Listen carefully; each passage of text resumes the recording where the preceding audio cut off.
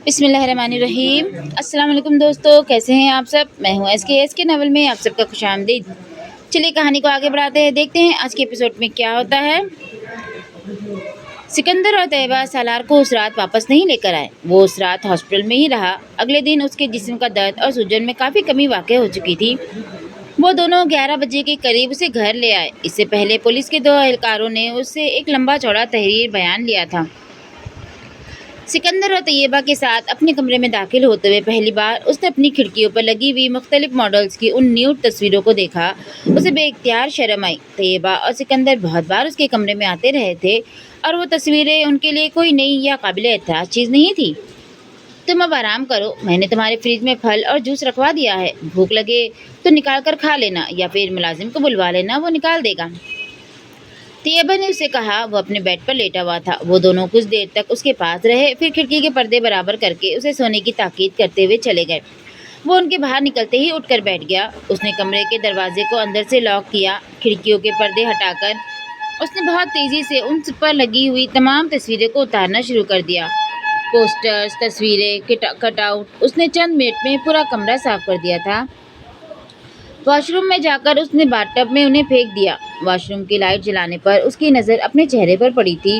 वो बुरी तरह सूजा हुआ और नीला हो रहा था। वो ऐसे ही चेहरे की तवक्को कर रहा था।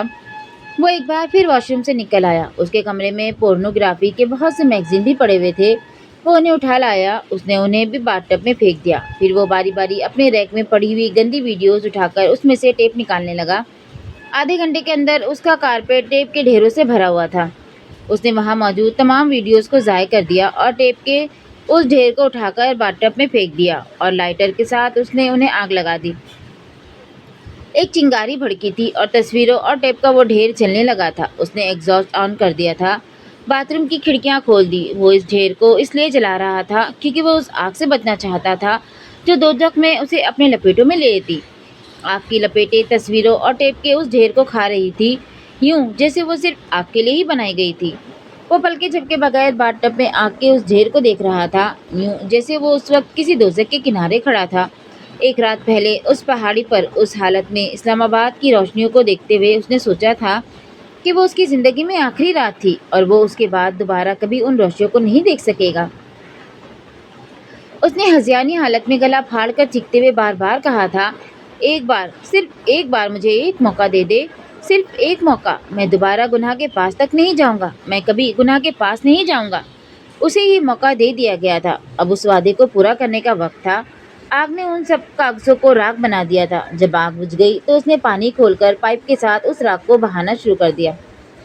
सालार पलटकर दोबारा वॉश बेसिन के सामने आकर खड़ा हो गया। उसके गले में मौजूद सोने की चैन को वो लोग उतार कर ले गए थे, मगर उसके कान की लौ में मौजूद डायमंड टॉप्स वहीं था। वो प्लेटिनम में जड़ा हुआ था और उन लोगों ने उस पर कोई तवज्जो नहीं दी थी। शायद उनका ख्याल होगा कि वो कोई मामूली पत्थर या फिर जरकून होगा, या फिर शायद उसके लंबे खुले बालों की वजह से उसके कान की लौ छुपी रही होगी। वो कुछ देर आईने में खुद को देखता रहा। फिर उसने कान की लौ में मौजूद टॉप्स उठाकर वॉश बेसिन के पास रख दिया। शेविंग किट में मौजूद क्लिपर उसने निकाला और अपने बाल काटने लगा, बड़ी बेरहमी और बेदर्दी के साथ। वॉश बेसिन में बहता हुआ पानी उन बालों को अपने साथ बहाकर ले जा रहा था। रेजर निकालकर उसने शेव करनी शुरू कर दी। वो जैसे अपनी तमाम निशानियों से पीछा छुड़ा रहा था। शेव करने के बाद उसने अपने कपड़े निकाले, अपने हाथों पर बंधी पट्टियां खोली और शावर के नीचे जाकर खड़ा हो गया। वो पूरा 1 घंटा अपने पूरे जिस्म से एक एक हिस्से को कलमा पढ़ कर साफ करता रहा, यूं जैसे वो आज पहली बार इस्लाम से मुतारिफ हुआ हो, पहली बार मुसलमान हुआ हो। वॉशरूम से बाहर आकर उसने फ्रिज में रखे सेब के चंद टुकड़े खाए और फिर सोने के लिए लेट गया। दोबारा उसकी आंख अलार्म से खुली जिसे उसने सोने से पहले लगाया था। वो 2 बजे रहे थे। माय गॉड सालार, ये अपने बालों को क्या किया है तुमने? तैयबा उसे देखते ही कुछ देर के लिए भूल गई कि वो बोलने के काबिल नहीं था। सालार ने अपनी जेब से एक कागज़ निकालकर उनके सामने कर दिया। मैं मार्केट जाना चाहता हूँ, उस पर लिखा हुआ था। किस लिए? तैयबा ने उसे हैरानी से देखा। तुम अभी ठीक नहीं हुए हो, कुछ घंटे हुए हैं तुम्हें हॉस्पिटल से आए और तुम एक बार फिर आवारागर्दी के लिए निकलना चाहते हो। तैयबा ने उसे कदरे नरम आवाज़ में झड़का। मम्मी, मैं कुछ किताबें खरीदना चाहता हूँ। सालार ने एक बार फिर कागज़ पर लिखा। मैं आवारागर्दी करने के लिए नहीं जा रहा। طیبہ کچھ دیر اسے دیکھتی رہی۔ تم ڈرائیور کے ساتھ چلے جاؤ، سالار نے سر ہلا دیا۔ وہ جس وقت مارکیٹ کی پارکنگ میں گاڑی سے اترا شام ہو چکی تھی۔ مارکیٹ کی روشنیاں وہاں جیسے رنگ و نور کا ایک سیلاب لے آئی تھی۔ وہ جگہ جگہ پھرتے لڑکے لڑکیوں کو دیکھ سکتا تھا، مغربی ملبوسات میں ملبوس، بے فکری اور لاپرواہی سے کہہ لگاتے ہوئے۔ اسے زندگی میں پہلی بار اس جگہ سے وحشت ہوئی تھی، وہی وحشت جو وہ 48 گھنٹے پہلے مارگلا کی ان پہاڑیوں پر محسوس کرتا رہا تھا۔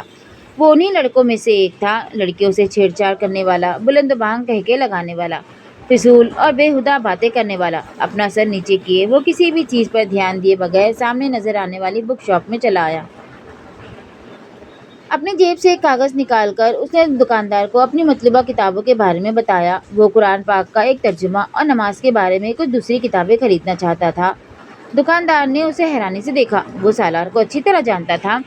وہ وہاں سے پورنوگرافی کے غیر ملکی میگزینز اور سڈنی شیلڈن اور ہیئر لیڈروبنس سمیت چند دوسرے انگلش ناولز لکھنے والوں کے ہر نئے ناولز کو خریدنے کا عادی تھا۔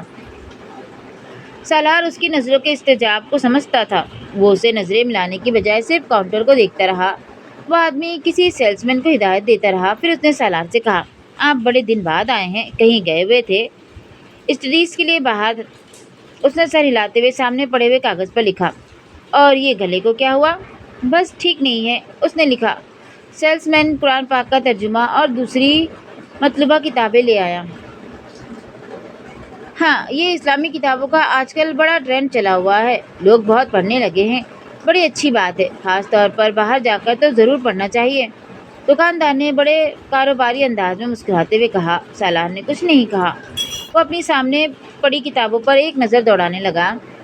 چند لمحوں کے بعد اس نے دائیں ہاتھ قرآن پاک کے ترجمے کے ساتھ کاؤنٹر پر خالی جگہ پر شاپ کیپر نے اس کے سامنے پورنوگرافی کے کچھ نئے میگزین رکھ دیے۔ کتابوں کو دیکھتے دیکھتے اس نے چونک کر سر اٹھایا۔ یہ نئے آئے ہیں، میں نے سوچا آپ کو دکھا دوں، ہو سکتا ہے آپ خریدنا پسند کریں۔ سالار نے ایک نظر قرآن پاک کے ترجمے کو دیکھا، دوسری نظر چند انچ دور پڑے ان میگزینز کو۔ غصے کی ایک لہر اس کے اندر دوڑ اٹھی۔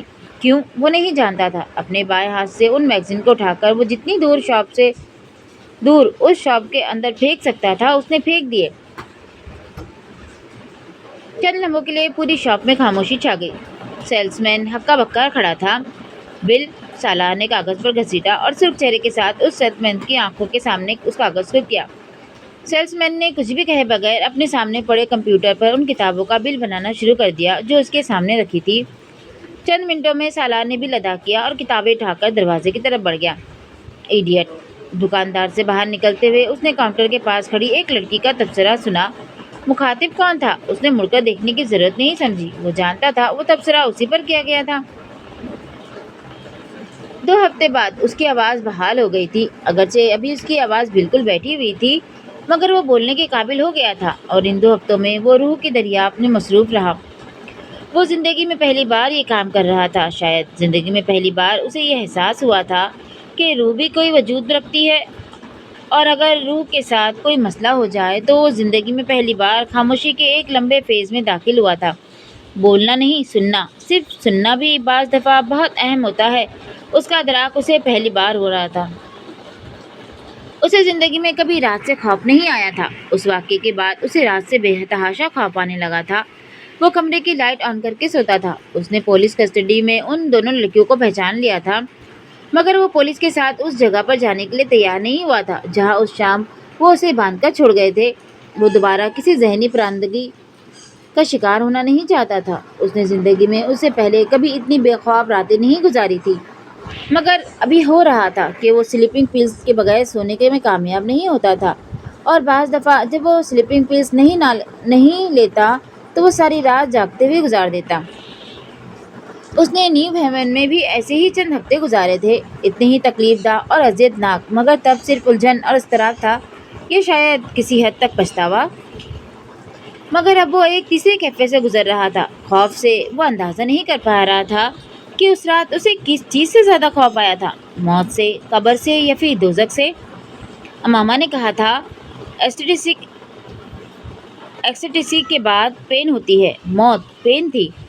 اس نے کہا تھا پین کے بعد نتھنگنیس ہوتی، قبر نتھنگنیس تھی۔ ماما نے کہا تھا نتھنگنیس کے بعد ہیل آ جائے گا۔ وہ وہاں تک پہنچنا نہیں چاہتا تھا، وہ اس ایکسٹیسی سے بچنا چاہتا تھا جو اسے پین سے ہیل کا سفر کرنے پر مجبور کر دیتی۔ اگر مجھے ان سب چیزوں کا پتہ نہیں تھا تو امامہ کو کیسے پتہ تھا؟ وہ میری ہی عمر کی ہے، وہ میرے جیسے خاندان سے تعلق رکھتی ہے، پھر اس کے پاس ان سوالوں کے جواب کیسے آ گئے؟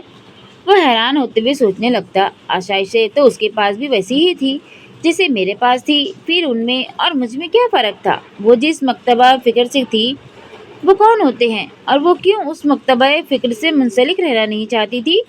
اس نے پہلی بار اس کے بارے میں تفصیلی طور پر پڑھا، اس کی الجھنوں میں اضافہ ہوا۔ ختم نبوت پر اختلاف کیا اتنا اہم ایشو ہے کہ ایک لڑکی اس طرح اپنا گھر چھوڑ کر چلی جائے؟ میں نے اسجد سے اس لیے شادی نہیں کی کیونکہ وہ ختم نبوت صلی اللہ علیہ وسلم پر یقین نہیں رکھتا۔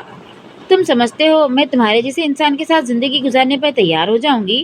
ایک ایسے شخص کے ساتھ جو ختم نبوت صلی اللہ علیہ وسلم پر یقین رکھتا ہے اور پھر بھی گناہ کرتا ہے، جو وہ ہر کام کرتا ہے جس سے میرے پیغمبر صلی اللہ علیہ وسلم نے منع فرمایا۔ اگر میں حضرت محمد صلی اللہ علیہ وسلم پر یقین نہ رکھنے والے سے شادی نہیں کروں گی تو میں آپ صلی اللہ علیہ وسلم کی نافرمانی کرنے والے کے ساتھ بھی زندگی نہیں گزاروں گی۔ اسے امامہ ہاشم کا ہر لفظ یاد تھا، وہ مفہوم پر پہلی بار غور کر رہا تھا۔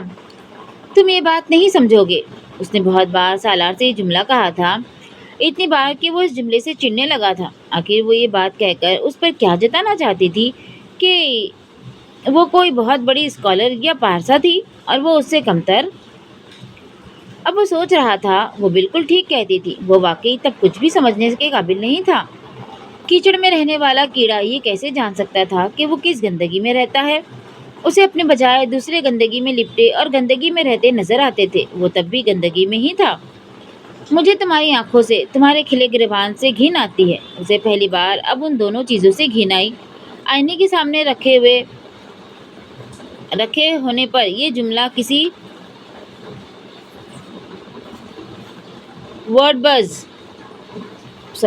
بز کی طرح کئی ماہ تک اس کے کانوں میں گونجتا رہا۔ وہ ہر بار اسے ذہن سے جھٹکتا، کچھ مشتعل ہو جاتا، اپنے کام میں مصروف ہو جاتا، مگر اب پہلی بار اس نے محسوس کیا تھا کہ اسے خود بھی اپنے آپ سے گھن آنے لگی تھی۔ وہ اپنا گریبان بند رکھنے لگا تھا، اپنی آنکھوں کو جھکانے لگا، وہ آئینے میں بھی خود اپنی آنکھوں میں دیکھنے سے کترانے لگا تھا۔ اس نے کبھی کسی سے یہ نہیں سنا تھا کہ کسی کو اس کی نظروں سے گھن آتی تھی، خاص طور پر کسی لڑکی کو۔ یہ اس کی آنکھیں نہیں، ان آنکھوں میں جھانکنے والا تاثر تھا جس سے امامہ ہاشم کو گھن آئی تھی۔ وہ امامہ ہاشم سے پہلے کسی لڑکی نے اس تاثر کو شناخت نہیں کیا تھا۔ وہ آنکھوں میں آنکھیں ڈال کر بات کرنے والی لڑکیوں کی کمپنی میں رہتا تھا اور وہ ایسے ہی لڑکیوں کو پسند کرتا تھا۔ امامہ ہاشم نے کبھی اس کی آنکھوں میں آنکھیں ڈال کر بات کرنے کی کوشش نہیں کی تھی۔ وہ اس کے چہرے کو دیکھتی اور اسے اپنی طرف دیکھتے پا کر نظریں ہٹا لیتی یا کسی اور چیز کو دیکھنے لگتی۔ سالار کو خوش فہمی تھی کہ وہ اسے نظریں اس لیے چرا رہی تھی کیونکہ اس کی آنکھیں بہت پرکشش تھیں۔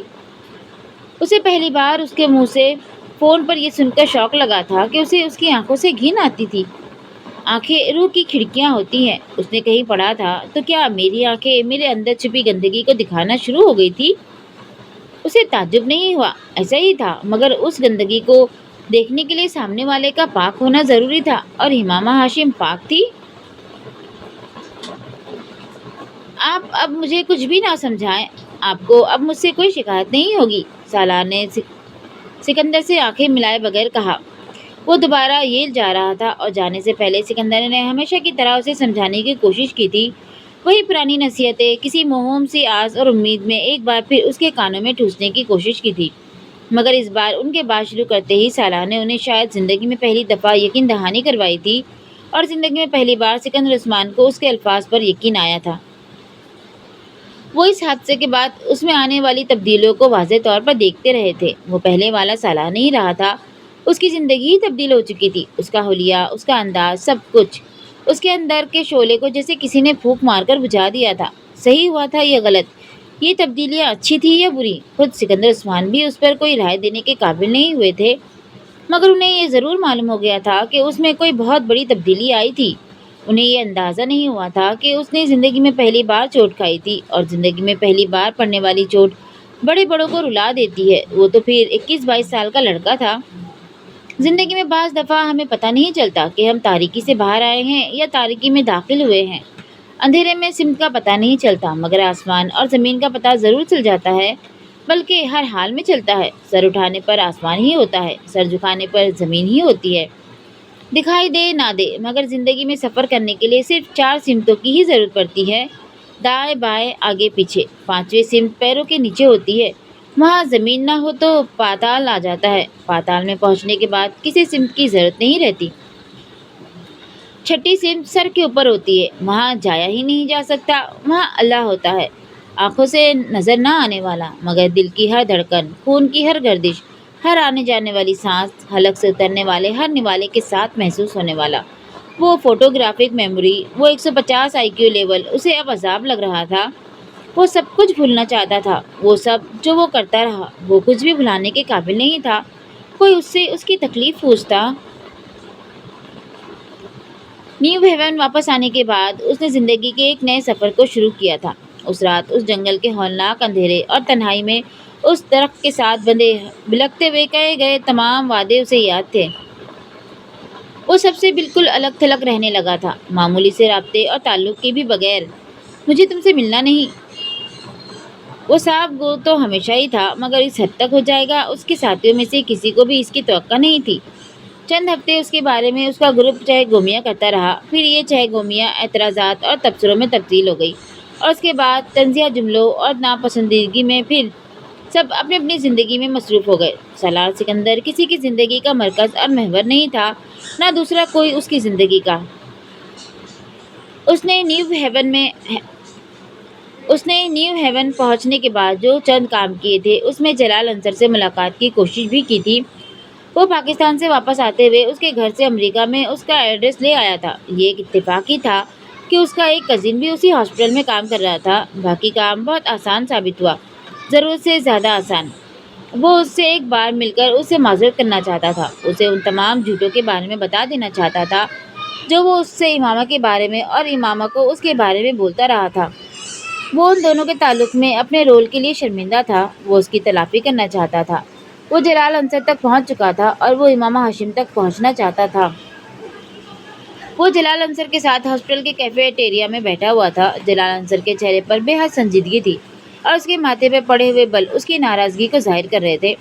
सालार कुछ देर पहले ही वहाँ पहुँचा था और जलाल अंसर उसे वहाँ देखकर हक्का बक्का रह गया था। उसने जलाल से चंद मिनट मांगे थे। वो 2 घंटे इंतज़ार करवाने के बाद भी आखिर कैफेटेरिया में आ गया था। सबसे पहले तो मैं ये जानना चाहूँगा कि तुमने मुझे ढूंढा कैसे? उसने आप जनाब के तमाम तकल्लुफ़ात को बरतरफ रखते हुए टेबल पर ही बैठते सालार से कहा। ये अहम नहीं है, ये बहुत अहम है। अगर तुम वाकई ये चाहते हो कि मैं कुछ देर तुम्हारे साथ यहाँ गुजारूँ, तो मुझे पता होना चाहिए कि तुमने मुझे कैसे ढूंढा। मैंने अपने कज़िन से मदद ली है। वो एक डॉक्टर है और इस शहर में बहुत अरसे से काम कर रहा है। मैं ये नहीं जानता उसने आपको कैसे ढूंढा है। मैंने उसे सिर्फ आपका नाम और कुछ दूसरी मालूमात दी थी, सालार ने कहा। लंच? जलाल ने बड़े रस्मी अंदाज में कहा। वो टेबल पर आते हुए अपने लंच ट्रे साथ ले आया था। नहीं, मैं नहीं खाऊंगा, सालार ने शुक्रिया के साथ माजरत कर ली। जलाल ने कंधे उचकाए और खाना शुरू कर दिया। किस मामले में बात करना चाहते थे तुम मुझसे? मैं आपको चंद हकाइक से आगाह करना चाहता था। जलाल ने अपनी भवें उचकाई। हकाइक? मैं आपको ये बताना चाहता था कि मैंने आपसे झूठ बोला था। मैं इमामा का दोस्त नहीं था, वो मेरे दोस्त की बहन थी, सिर्फ मेरी नेक्स्ट डोर नेबर। जलाल ने खाना जारी रखा। मेरी जान पहचान थी। वो मुझे पसंद नहीं करती थी, खुद मैं भी उसे पसंद नहीं करता था, और यही वजह थी कि मैंने आप पर यूँ ज़ाहिर किया जैसे वो मेरी बहुत गहरी दोस्त थी। मैं आप दोनों के दरमियान गलतफहमियाँ पैदा करना चाहता था। जलाल संजीदगी से उसकी बात सुनते हुए खाना खाता रहा।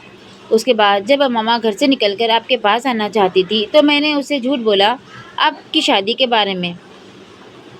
इस बार जलाल खाना खाते खाते रुक गया। मैंने उससे कहा कि आप शादी कर चुके हैं। वो आपके पास इसीलिए नहीं आई थी। मुझे बाद में एहसास हुआ कि मैंने बहुत नामुनासिब हरकत की है, मगर उस वक्त तक देर हो चुकी थी।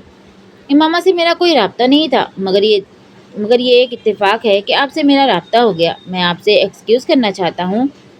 मैं तुम्हारी माजूरत कबूल करता हूँ, मगर मैं नहीं समझता कि तुम्हारी वजह से मेरे और इमामा के दरमियान कोई गलतफहमी पैदा हुई। मैं पहले ही उससे शादी न करने का फैसला कर चुका था। जलाल ने बड़ी साफगोई से कहा। وہ آپ سے بہت محبت کرتی تھی، سلاح نے دھیمی آواز میں کہا۔ ہاں میں جانتا ہوں، مگر شادی وغیرہ میں صرف محبت تو نہیں دیکھی جاتی، اور بھی بہت کچھ دیکھا جاتا ہے۔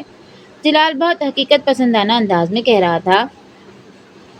جلال، کیا یہ ممکن نہیں ہے کہ آپ اسے شادی کر لیں؟ پہلی بات یہ کہ میرا اس کے ساتھ کوئی رابطہ نہیں ہے، اور دوسری بات یہ کہ میرا اس کے ساتھ رابطہ ہوتا بھی تب بھی میں اس کے ساتھ شادی نہیں کر سکتا۔ اس کو آپ کے سہارے کی ضرورت ہے۔ سلاح نے کہا۔ میں نہیں سمجھتا کہ اسے میرے سہارے کی ضرورت ہے۔ اب تو بہت عرصہ گزر چکا ہے، اب تک وہ کوئی نہ کوئی سہارا تلاش کر چکی ہوگی۔ جلال نے اطمینان سے کہا۔ ہو سکتا ہے اس نے ایسا نہ کیا ہو، وہ ابھی بھی آپ کا انتظار کر رہی ہو۔ میں اس طرح کے امکانات پر غور کرنے کا عادی نہیں ہوں۔ میں نے تمہیں بتایا ہے کہ میرے لیے اپنے کیریئر اس کی اسٹیج پر شادی ممکن ہی نہیں ہے، وہ بھی اس سے۔ کیوں؟ اس کیوں کا جواب میں تمہیں کیوں دوں؟ تمہارا اس سارے معاملے میں کوئی تعلق نہیں ہے۔ میں اس سے کیوں شادی نہیں کرنا چاہتا میں تبھی اسے بتا چکا ہوں، اور اتنے عرصے کے بعد تم دوبارہ آ کر پھر وہی پینڈورا باکس کھولنے کی کوشش کر رہے ہو۔ جلال نے قدرے ناراضگی سے کہا۔ میں صرف اس نقصان کی تلافی کرنے کی کوشش کر رہا ہوں جو میری وجہ سے آپ دونوں کا ہوا۔ سلاح نے نرمی سے کہا۔ میرا کوئی نقصان نہیں ہوا، اور امامہ کا بھی نہیں ہوا ہوگا۔ تم ضرورت سے زیادہ حساس ہو رہے ہو۔ جلال نے سلاد کے چند ٹکڑے منہ میں ڈالتے ہوئے اطمینان سے کہا۔ سالار اسے دیکھتا رہا۔ وہ نہیں سمجھ پا رہا تھا کہ وہ اسے اپنی بات کیسے سمجھائے۔ میں اس کو ڈھونڈنے میں آپ کی مدد کر سکتا ہوں، اس نے کچھ دیر بعد کہا، مگر میں اسے ڈھونڈنا نہیں چاہتا۔ شادی مجھے اس سے نہیں کرنی، پھر ڈھونڈنے کا فائدہ؟ سالار نے ایک گہرا سانس لیا۔ آپ جانتے ہیں اس نے کس کے لیے گھر چھوڑا تھا؟ میرے لیے بہرحال نہیں چھوڑا تھا، جلال نے بات کاٹی۔ آپ کے لیے نہیں چھوڑا تھا، مگر جن وجوہات کی بنا پر چھوڑا تھا کہ ایک مسلمان کے طور پر آپ کو اس کی مدد نہیں کرنی چاہیے، جبکہ آپ یہ بھی جانتے ہیں کہ وہ لڑکی آپ سے بہت محبت کرتی ہے، آپ سے بہت انسپائرڈ ہے۔ میں دنیا میں کوئی واحد مسلمان نہیں ہوں، اور نہ ہی مجھ پر یہ فرض کر دیا گیا ہے کہ میں اس کی مدد ضرور کروں۔ میری ایک ہی زندگی ہے، اور میں اسے کسی دوسرے کی وجہ سے تو خراب نہیں کر سکتا۔ اور پھر تم بھی مسلمان ہو، تم کیوں نہیں شادی کرتے اس سے؟ میں نے تو تب بھی تم سے کہا تھا کہ تم سے شادی کر لو، تم ویسے بھی اس کے لیے بہت نرم گوشہ رکھتے ہو۔ جلال انصر نے قدرے چپتے ہوئے انداز میں کہا۔ سالار اسے خاموشی سے دیکھتے رہا۔ وہ اسے بتا نہیں سکتا تھا کہ وہ اس سے شادی کر چکا ہے۔ شادی؟ وہ مجھے پسند نہیں کرتی، اس نے کہا۔ میں اس سلسلے میں اسے سمجھا سکتا ہوں۔ تم میرا اس سے رابطہ کروا دو تو میں اسے تم سے شادی پر تیار کر لوں گا۔ اچھے آدمی ہو تم، اور خاندان وغیرہ بھی ٹھیک ہی ہوگا تھا تمہارا۔ کار تو 1.5 سال پہلے بھی بڑی شاندار رکھی ہوئی تھی تم نے، اس کا مطلب ہر روپیہ وغیرہ ہوگا تمہارے پاس۔ ویسے یہاں کس لیے ہو؟ MBA کر رہا ہوں۔ پھر تو کوئی مسئلہ ہی نہیں، جاب تمہیں مل جائے گی، روپیہ ویسے بھی تمہارے پاس ہے، لڑکیوں کو اور کیا چاہیے؟ امامہ تو ویسے بھی تمہیں جانتی ہے۔ جلال نے چٹکی بجاتے مسئلہ حل کیا۔ سارا مسئلہ تو اسی جاننے نے ہی پیدا کیا ہے، وہ مجھے ضرورت سے زیادہ جانتی ہے۔ سالار نے جلال کو دیکھتے ہوئے سوچا۔ وہ آپ سے محبت کرتی ہے؟ سالار نے جسے یاد دلایا۔ اب اس میں میرا تو کوئی قصور نہیں ہے، لڑکیاں کچھ زیادہ جذباتی ہوتی ہیں اس معاملے میں، جلال نے قدرے بیزاری سے کہا۔ یہ ون سائیڈڈ لو افیئر تو نہیں ہوگا، آپ کسی نہ کسی حد تک اس میں انوالو تو ضرور ہوں گے، سالار نے قدرے سنجیدگی سے کہا۔ ہاں تھوڑا بہت انوالو تھا، مگر وقت اور حالات کے ساتھ ساتھ ترجیحات بھی بدلتی رہتی ہیں انسان کی۔ اگر آپ کو وقت اور حالات کے ساتھ اپنی ترجیحات بدلنی تھی تو آپ کو اس کے بارے میں امامہ کو انوالو ہوتے ہوئے ہی بتا دینا چاہیے تھا۔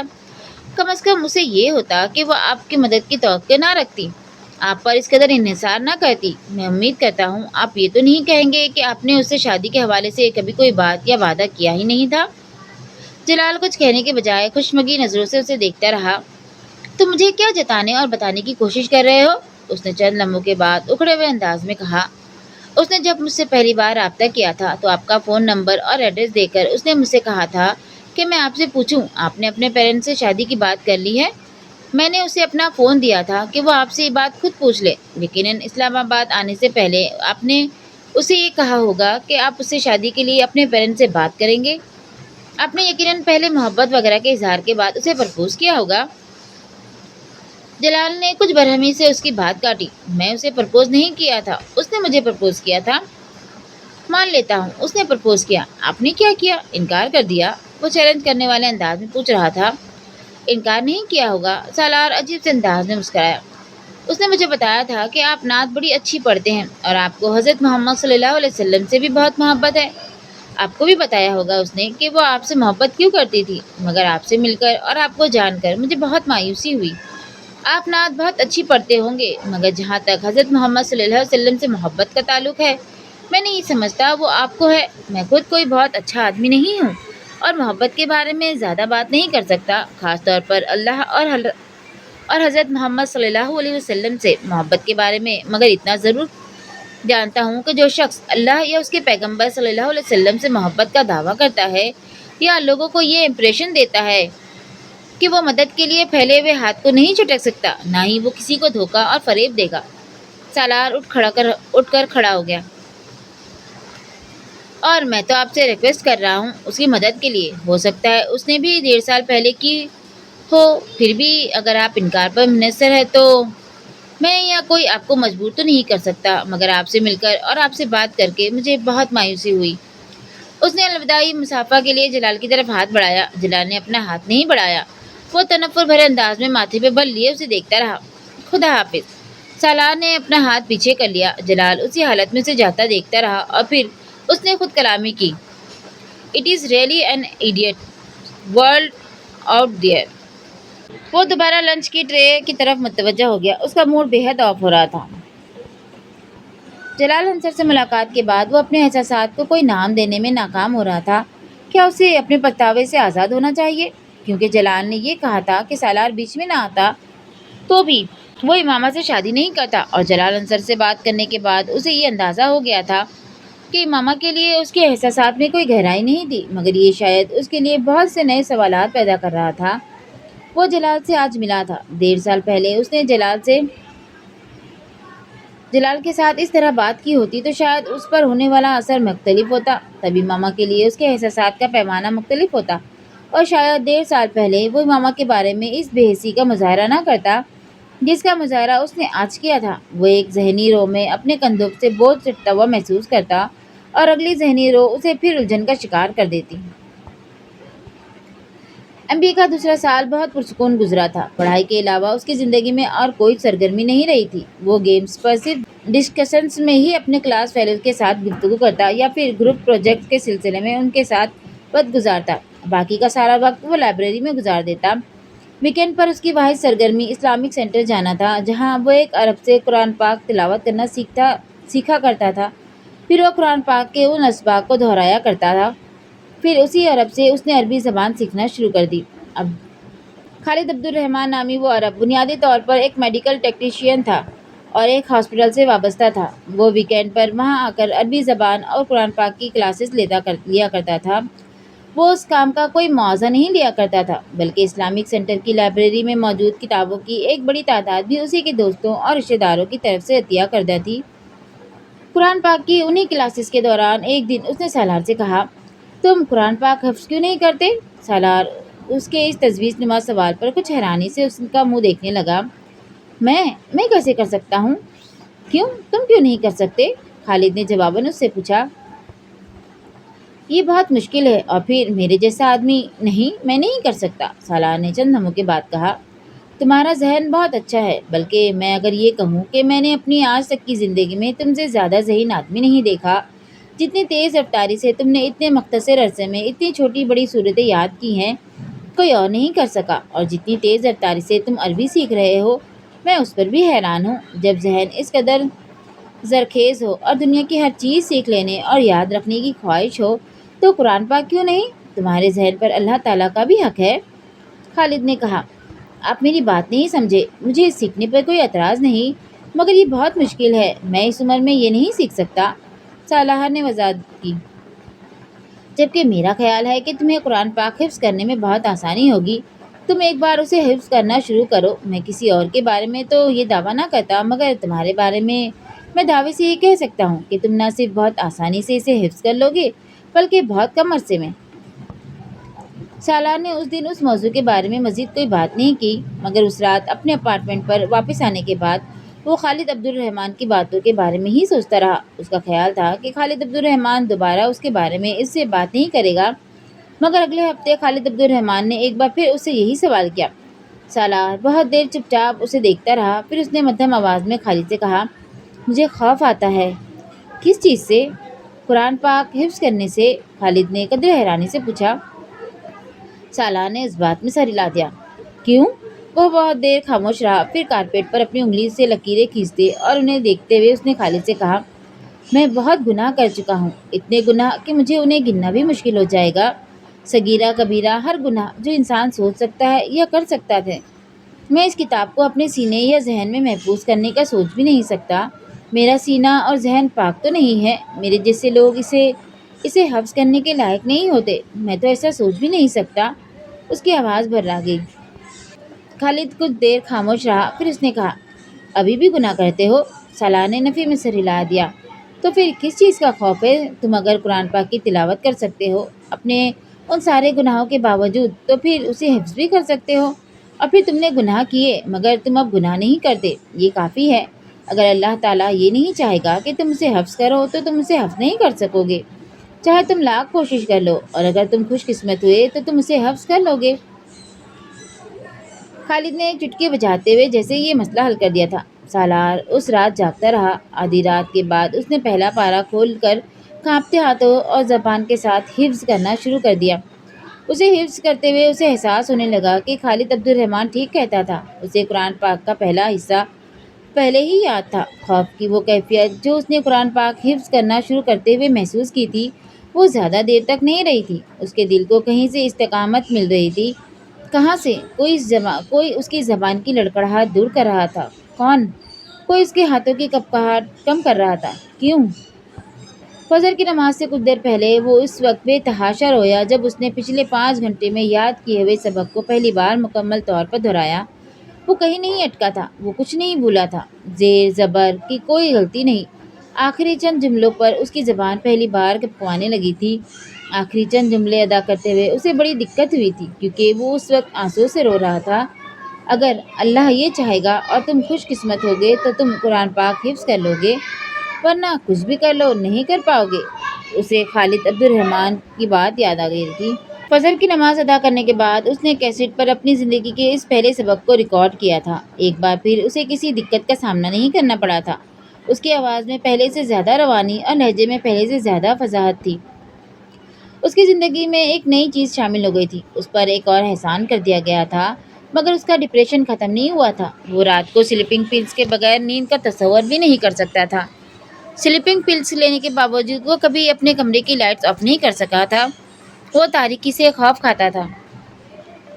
یہ پھر خالد عبد الرحمن ہی تھا جس نے ایک دن اسے کہا تھا۔ وہ اسے قرآن پاک کا سبق زبانی سنا رہا تھا اور اسے احساس ہو رہا تھا کہ خالد عبد الرحمن مسلسل اس کے چہرے پر نظریں جمائے ہوئے تھا۔ جب اس نے اپنا سبق ختم کیا اور پانی کا گلاس اٹھا کر اپنے ہونٹوں سے لگایا تو اس نے خالد کو کہتے سنا، میں نے کل رات تمہیں خواب میں حج کرتے دیکھا ہے۔ سالار منہ میں لے جانے والا پانی حلق سے اتار نہیں سکا۔ گلاس نیچے رکھتے ہوئے خالد کو دیکھنے لگا۔ اس سال تمہارا MBA ہو جائے گا، اگلے سال تم حج کر لو۔ خالد کا لہجہ بہت رسمی تھا۔ سالار نے منہ میں موجود پانی غیر محسوس انداز میں حلق سے نیچے اتار لیا۔ وہ اس دن اس سے کوئی سوال و جواب نہیں کر سکا تھا۔ اس کے پاس کوئی سوال تھا ہی نہیں۔ MBA کے فائنل سیمسٹر سے 2 ہفتے پہلے اس نے قرآن پاک پہلی بار حفظ کر لیا تھا۔ فائنل سیمسٹر کے 4 ہفتے کے بعد 23.5 سال کی عمر میں اس نے اپنی زندگی کا پہلا حج کیا تھا۔ وہاں جاتے ہوئے، وہاں سے آتے ہوئے اس کے دل و دماغ میں کچھ بھی نہیں تھا، کوئی تکبر، کوئی تفکر، کوئی رشک، کچھ بھی نہیں۔ اس کے ساتھ پاکستانی کیمپ میں ساتھ جانے والے شاید وہ لوگ ہوں گے جو خوش قسمت ہوں گے، انہیں ان کی نیکیوں کے عوض وہاں بلایا گیا تھا۔ وہ قرآن پاک حفظ نہ کر رہا ہوتا تو حج کرنے کا سوچتا بھی نہیں۔ جو شخص حرم شریف سے دور اللہ کا سامنا کرنے کی ہمت نہ رکھتا ہو، اس سے یہ توقع رکھنا کہ وہ کعبہ کے سامنے پہنچ کر اللہ کا سامنا کر لے گا۔ وہ ہر جگہ جانے کو تیار ہو جاتا مگر خانہ کعبہ جانے کی جرات نہیں کر سکتا تھا۔ مگر خالد عبد الرحمن کے ایک بار کہنے پر اس نے جیسے گھٹنے ٹیکتے ہوئے حج پر جانے کے لیے پیپر جمع کروا دیے تھے۔ لوگوں کو حج پر جانے کا موقع تب ملتا تھا جب ان کے پاس گناہ نہیں ہوتے، نیکیوں کا ہی انبار ہوتا ہے۔ سالار سکندر کو یہ موقع تب ملا تھا جب اس کے پاس گناہوں کے علاوہ بھی کچھ بھی نہیں تھا۔ ہاں ٹھیک ہے، اگر میں گناہ کرنے سے خوف نہیں کھاتا رہا تو پھر اب مجھے اللہ کے سامنے جانے اور معذرت کرنے سے بھی خوف نہیں کھانا چاہیے۔ सिर्फ यही है ना कि मैं वहाँ सर नहीं उठा सकूँगा, नज़रें ऊपर नहीं कर सकूँगा, मुँह से माफ़ी के अलावा और कोई लफ्ज़ नहीं निकाल सकूँगा। तो ठीक है, मुझे ये सज़ा भी मिलनी चाहिए। मैं तो उससे ज़्यादा शर्मिंदगी और बेइज़्ज़ती का मुस्तहिक हूँ। हर बार हज पर कोई ना कोई शख्स ऐसा आता होगा जिसके पास गुनाहों के अलावा और कुछ होगा ही नहीं। इस बार वो शख्स मैं ही सही, सालार सिकंदर ही सही, उसने सोचा था।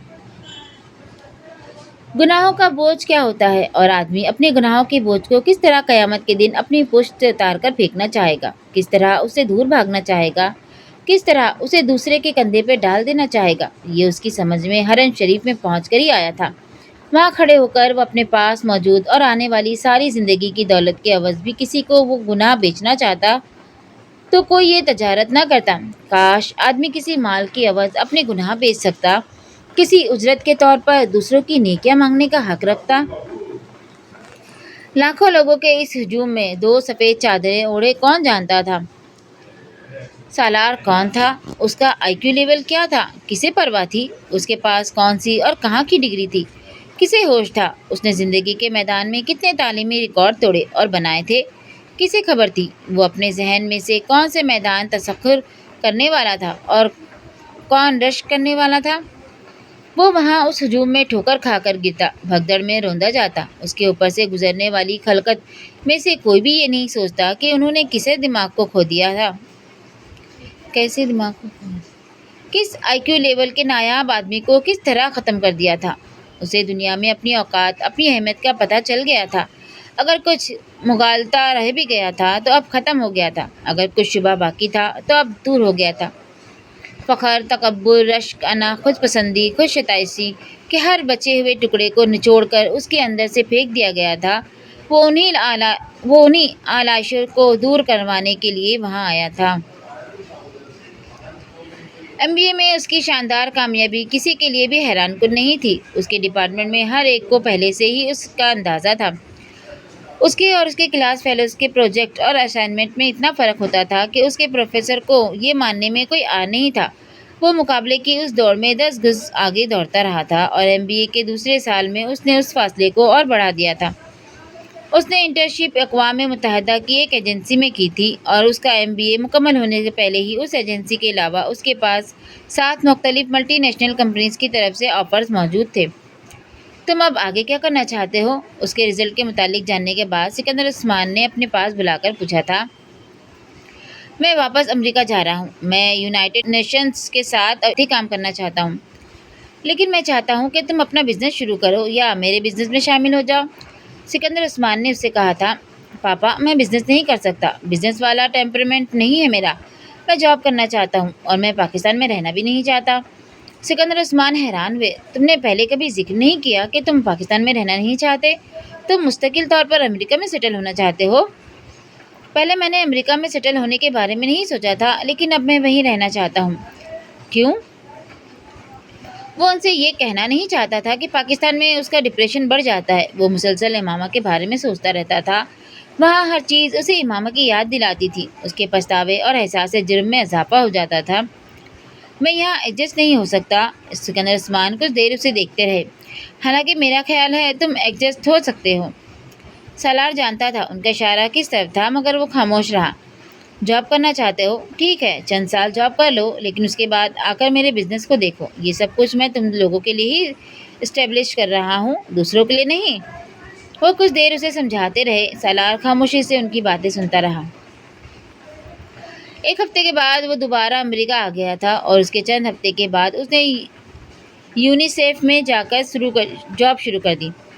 वो न्यू हेवन से न्यूयॉर्क चला गया था। ये एक नई ज़िंदगी का आगाज़ था और वहाँ आने के चंद हफ्ते बाद उसे ये अंदाज़ा भी हो गया था कि वो कहीं फ़रार हासिल नहीं कर सकता था।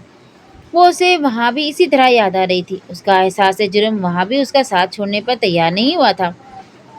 वो 16 से 18 घंटे तक काम करने लगा। वो एक दिन भी 3-4 घंटे से ज़्यादा नहीं सोया और दिन रात उसकी मसरूफियत ने उसे बड़ी हद तक नॉर्मल कर दिया था। अगर एक तरफ काम के संभार ने उसके डिप्रेशन में कमी की थी, तो दूसरी तरफ वो अपने इदारे के नुमाया तरीन वर्कर्स में शुमार होने लगा था। यूनिसेफ के मुख्तलिफ प्रोजेक्ट्स के सिलसिले में वो एशिया, अफ्रीका और लातीनी अमेरिका के ममालिक जाने लगा। غربت اور بیماری کو وہ پہلی دفعہ اپنی آنکھوں سے اپنے قریب دیکھ رہا تھا۔ رپورٹس اور اخباروں میں چھپنے والے حقائق میں اور ان حقائق کو اپنی تمام ہولناکی کے ساتھ کھلی آنکھوں سے دیکھنے میں بہت فرق ہوتا ہے، اور یہ فرق اسے اس جاب میں ہی سمجھ میں آیا تھا۔ ہر روز بھوکے سونے والے لوگوں کو تعداد کروڑوں میں تھی، ہر رات پیٹ بھر کر ضرورت سے زیادہ کھا لینے والوں کی تعداد بھی کروڑوں میں تھی۔ صرف 3 وقت کا کھانا، سر پر چھت اور جسم پر لباس بھی کتنی بڑی نعمت تھی، اسے تب سمجھ میں آیا تھا۔